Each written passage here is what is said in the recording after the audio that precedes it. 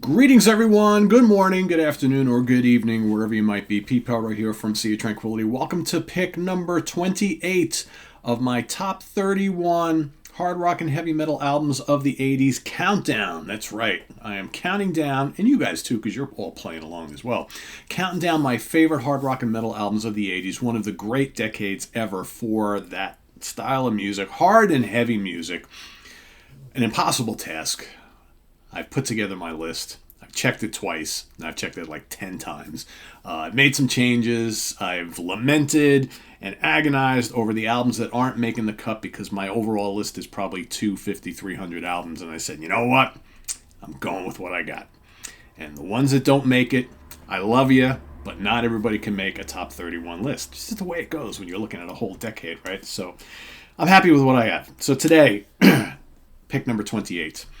A great one that I listened to, excuse me, here I go already.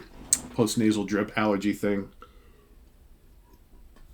It's always worse in the morning at the night. So, of course, when I'm recording these for you guys, you're literally the first person or persons that I am talking to during the day because everybody else is asleep here. Maybe talked a little bit to the dogs, but that's little words and stuff here and there. I'm not having full conversations with them. So that's why every morning I'm kind of like this, right? It's always worse in the morning, but is what it is. You know, I could record these the night before. I don't always get to do that. So usually it's first thing in the morning, bright and early, just for you guys. This pick today, like I said, this was I guess a groundbreaking album, still to this day, a really popular album from this band. You know, I have on and off listed this album or their debut as my favorite album from this band. Maybe, I don't know, I did a ranking of this band like probably, I guess, 2 years ago, and this was my number 2. Since then, it's popped back to my number 1. Anyway, let's talk about it. It released October 7th, 1986, because I know you guys are all waiting. Recorded at Hit City West in Los Angeles, California, produced by Rick Rubin, released on Def Jam Records.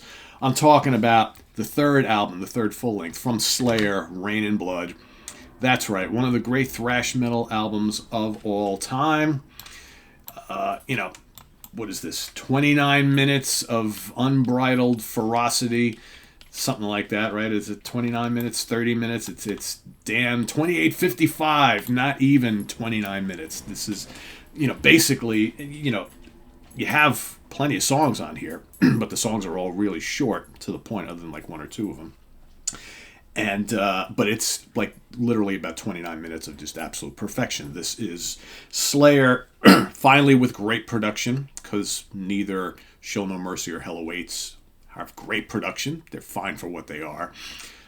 But this is just Slayer all of a sudden, meeting up with Rick Rubin and making magic happen. Just the guitar tones on this album are just ferocious. The songs are absolutely killer, like I said, and it just kicks your ass. 10 songs, bludgeons you, and gets out of Dodge. That's what it's all about. Tommy Araya, bass and lead vocals, Kerry King and Jeff Hanneman, the late great Jeff Hanneman, on guitars, and Dave Lombardo, the octopus himself, on drums. Just absolutely crazy stuff. Angel of Death. I remember the first time I heard Angel of Death, though, because I was already listening to Slayer before this album came out. The first album I ever bought from them was Hell Awaits, and I remember the first time I heard Hell Awaits, I was kind of like, whoa, this is a little bit different, right? Because at the time, bands were starting to turn to a more heavy and extreme nature. I was listening to Celtic Frost at the same time, listened a little bit to Venom, stuff like that. Merciful Fate for sure, and of course Metallica and whatnot. But like this, Hell Awaits came out, and I was like, oh my god, all right. And then I went and bought Show No Mercy, and Show No Mercy is a little bit different. That's more kind of traditional metal with a little extreme slant to it, some occult and anti-Christian themes and things like that. But the song structures and stuff like that were more what I was kind of used to, and then Hell Awaits was a bit different.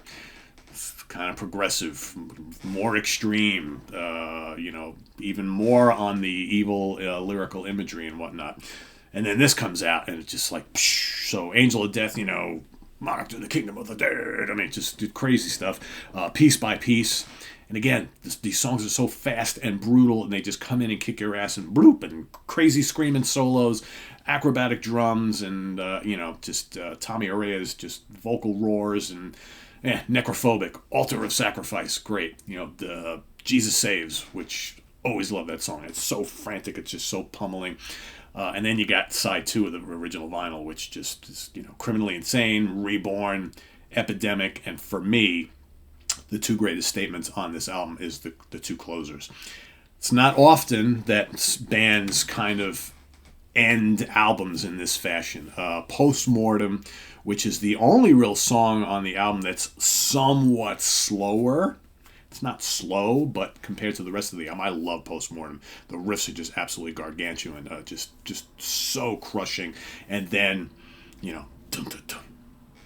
Dun, dun, dun, dun, dun, dun, dun, dun, dun, the ending, Raining Blood, which the title of the album is Rain in Blood.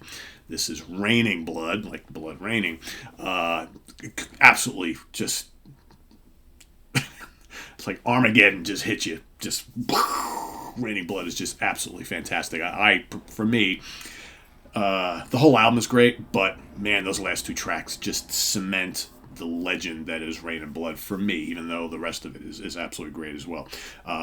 Call it a thrash album, call it somewhat of a, because Slayer always, to me, have rode that fine line between just thrash and not quite death metal, but they're pushing the boundaries of it in certain ways, right? Because the vocals are not like growling vocals, right? It's generally not called death metal, but a lot of the lyrical content, it's very similar to what a lot of death metal bands do. Some of the song structures and arrangements, very, very similar, right? But not quite, right? But this is probably thrash to the extreme, for sure. So, yeah, that is my pick for today. Let me give you some charting information here. So, U.S. Billboard 200 made it to number 94. Weird to think that that's as high as this got. But it went gold. Sold 500,000 copies here in the States. So, we've talked about that a bit on various shows in recent weeks and months. Specifically, we've gone into that on the UK Connection quite a bit, how you have some of these albums that are perceived to be big selling albums.